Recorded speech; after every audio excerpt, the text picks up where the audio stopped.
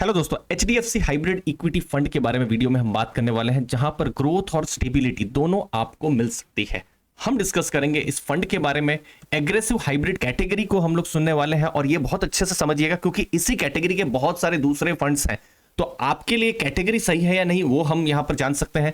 Returns कैसा रहा है इस फंड का, रिस्क और फाइनल वर्डिक्ट यहां पर क्या है दोस्तों। तो देखिए, सबसे पहले फंड के बारे में कुछ इंपॉर्टेंट चीजें। सितंबर 2000 से ये फंड है, मतलब मान लीजिए अप्रोक्सीमेटली लगभग 24 साल हो चुके हैं। मिस्टर चिराग सेतलवाद फंड मैनेजर है। इनफैक्ट जो एचडीएफसी फंड हाउस के जो दूसरे बड़े फंड है, जैसे एचडीएफसी मिड कैप अपॉर्चुनिटीज या एचडीएफसी स्मॉल कैप, उसके भी वही फंड मैनेजर हैं। डेट को देखते हैं मिस्टर अनुपम जोशी, जो अक्टूबर 2022 से देख रहे हैं। 23,138 करोड़ का एयूएम ये फंड मैनेज करता है। और बेंचमार्क है, मतलब इस फंड को किससे परफॉर्मेंस में अच्छा करना है, जो निफ्टी 50 हाइब्रिड कॉम्पोजिट 65-35 जो डेट इंडेक्स है, उसके कंपैरिजन में इस फंड को अच्छा करने का हमेशा कोशिश करना है। ये बेंचमार्क है दोस्तों। अब एग्रेसिव हाइब्रिड को हम समझते हैं, बहुत इंपॉर्टेंट है। ये एक ऐसी कैटेगरी है जहां पर इन्वेस्टर्स को दो अलग अलग एसेट क्लास, पहला इक्विटी और दूसरा डेट, दोनों का एक्सपीरियंस हो जाएगा। इक्विटी है तो आपको ग्रोथ ऑफ कैपिटल, मतलब इक्विटी से वही एक्सपेक्टेशन होती है ना कि रिटर्न आप अच्छा करिए, या जो एफडी से अच्छा रिटर्न करिए, या फिर इन्फ्लेशन से अच्छा रिटर्न दीजिए। और डेट से क्या एक्सपेक्टेशन रहती है कि मेरे जो पैसे हैं उसमें थोड़ी सी स्टेबिलिटी भी आप रखिए। तो यहां दोनों का आपको मिक्स जो है वो मिल जाएगा। अब ये इंटरेस्टिंग क्यों हो जाता है, क्योंकि जब हम हाइब्रिड करते हैं, मतलब इक्विटी और डेट को जब हम मिलाते हैं, तो सबसे इंटरेस्टिंग हो जाता है कि टैक्स एफिशिएंट हो जाता है। फॉर एग्जांपल, आपने ऐसा सोचा हुआ है कि आपके पोर्टफोलियो में 80-20 इक्विटी और डेट है, फिर बाद में आप थोड़ा सा पोर्टफोलियो रीबैलेंस करेंगे तो क्या हो जाएगा, 70-30 हो सकता है, या कुछ भी 65-35 कुछ भी हो सकता है। लेकिन यहां पर ऑटोमेटिकली यहां पर रीबैलेंस होता है। फंड ही एक तरीके से डेट इक्विटी का जो रेशियो है वो मैनेज कर रहा है। आपको अपने पर्सनल पोर्टफोलियो में डेट को बेचना या इक्विटी को बेचना या डेट खरीदना वो जरूरत नहीं है। बार बार रीबैलेंस अपने पोर्टफोलियो में करेंगे तो क्या होगा, आपको ज्यादा टैक्स देना पड़ सकता है। अब ये चार्ट जो आपके स्क्रीन पर देख रहे हैं बहुत इंपॉर्टेंट है कि क्यों ये ज्यादा इंटरेस्टिंग हो जाता है। तो हम यहां पर रिस्क को देखेंगे, रिटर्न को देखेंगे। ठीक है, पहली चीज है निफ्टी 50 का जो रिटर्न है कितना है, 15.1 है, उसमें कोई दो राय नहीं है। अच्छा, ये जो निफ्टी 50 जो कंपोजिट इस इंडेक्स का रिटर्न कितना है, 13% है। अच्छा, अभी हम एचडीएफसी जो हाइब्रिड फंड है उसके बारे में बात नहीं कर रहे हैं, ये ओवरऑल मैं आपको पिक्चर बता रहा हूं। ओके, तो ये निफ्टी का रिटर्न है और ये बेंचमार्क का रिटर्न है। तो रिटर्न तो हम देख रहे हैं कि निफ्टी जहां पर प्योर इक्विटी है उसका रिटर्न ज्यादा है, कोई दो राय नहीं है।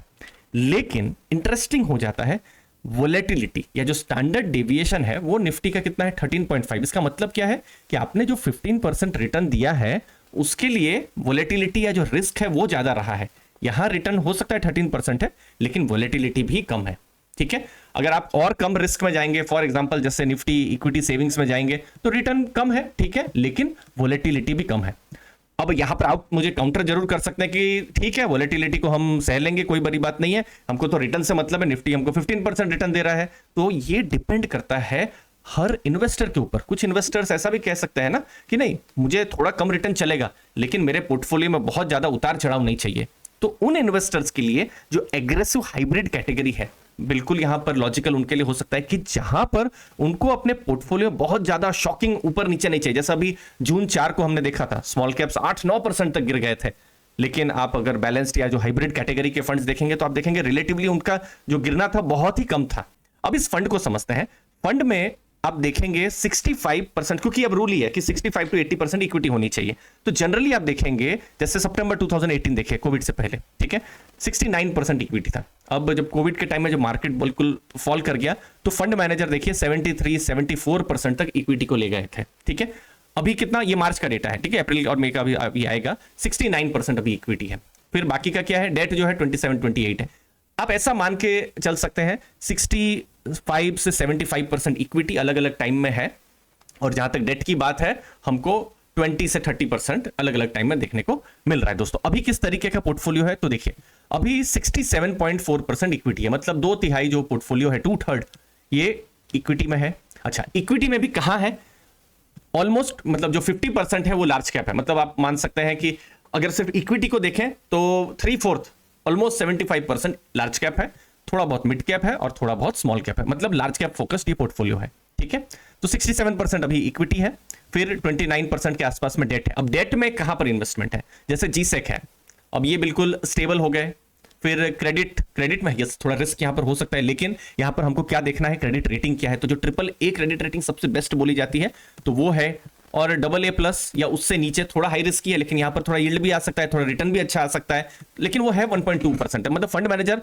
डेट में ज्यादा रिस्क को नहीं ले रहे हैं, और बाकी के दूसरे इंस्ट्रूमेंट्स हैं। ठीक है, तो इक्विटी और डेट को ही अगर आप देख लेंगे तो ऑलमोस्ट 97% के आसपास का पोर्टफोलियो देखने को मिल रहा है। इक्विटी में लार्ज कैप हैवी ये पोर्टफोलियो है। अब लार्ज कैप हैवी जैसे मैंने कहा, तो टॉप 10 जो कंपनीज है बाई मार्च एंड कौन सी है, जैसे ICICI bank, HDFC bank, L&T, Reliance, SBI, Bharti Airtel, Axis bank, ITC, Infosys, SKF India. तो मोस्टली मुझे यहाँ पर बहुत सारे प्राइवेट बैंक्स देखने को मिल रहे हैं, और साथ साथ में कुछ रिलायंस या फिर ITC जैसी भी दूसरी कंपनीज या L&T जैसी कंपनी भी देखने को मिल रही है दोस्तों।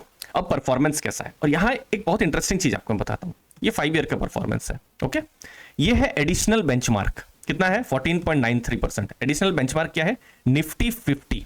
ओके, और फंड का रिटर्न देखिए 15%। मतलब निफ्टी को इस फंड ने बीट किया है। अगर आप 5 साल का डेटा देखेंगे, वो निफ्टी जहां 100% इक्विटी है, और ये फंड जहां पर हमने अलग अलग टाइम में 25-30% डेट देखा है, फिर भी इस फंड ने निफ्टी को बीट किया है 5 ईयर्स में।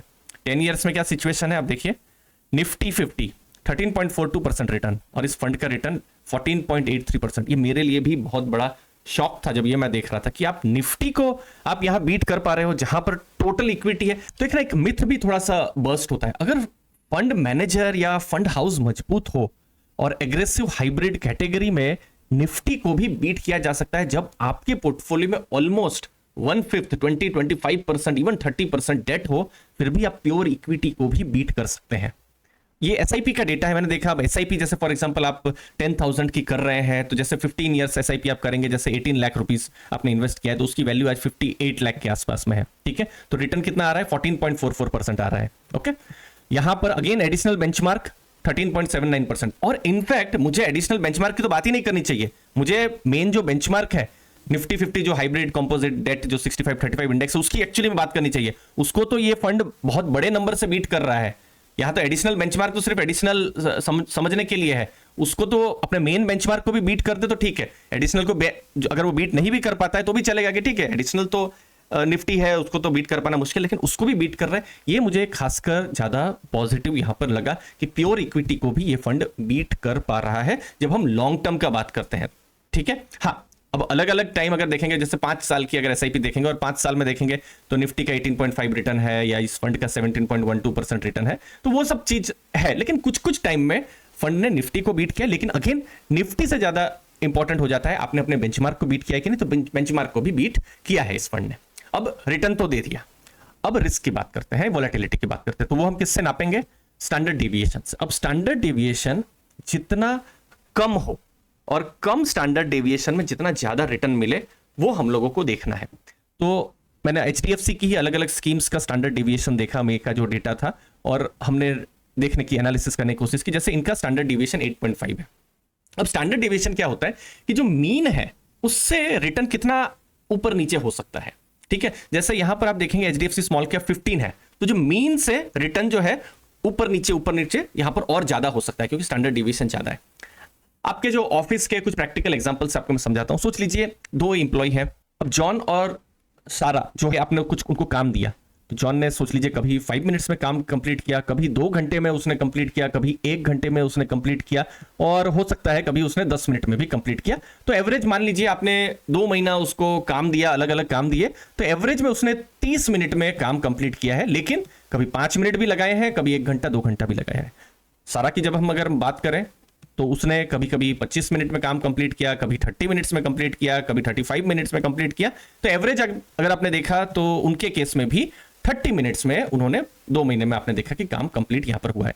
तो एवरेज अगर आप देखने जाएंगे तो दोनों ने ही 30 मिनट्स में जो भी काम है वो कंप्लीट किया हुआ है। लेकिन एवरेज के पीछे भी तो एक स्टोरी है, और वो क्या है, वोलेटिलिटी की स्टोरी। कि कभी कोई इंप्लॉय 5 मिनट में भी काम कर रहा है, 2 घंटे में भी काम कर रहा है, लेकिन कभी कोई इंप्लॉय 25 मिनट 30 मिनट 35 मिनट के आसपास कंप्लीट कर रहा है। तो यहां से हमको क्या पता चलेगा कि वो इंप्लॉय कितना कम वोलेटाइल है, किस पर हम थोड़ा ज्यादा जिम्मेदारी रख सकते हैं। ठीक है, तो इस तरीके से आप देखिए। तो ऐसा भी नहीं है कि स्टैंडर्ड डेविएशन ज्यादा हो तो खराब है, यहां वोलेटिलिटी ज्यादा रहेगी। ठीक है, अब वोलेटिलिटी जब ज्यादा है, जैसे HDFC स्मॉल कैप, तो आपका एक्सपेक्टेशन क्या रहेगा, इसका रिटर्न भी ज्यादा होना चाहिए।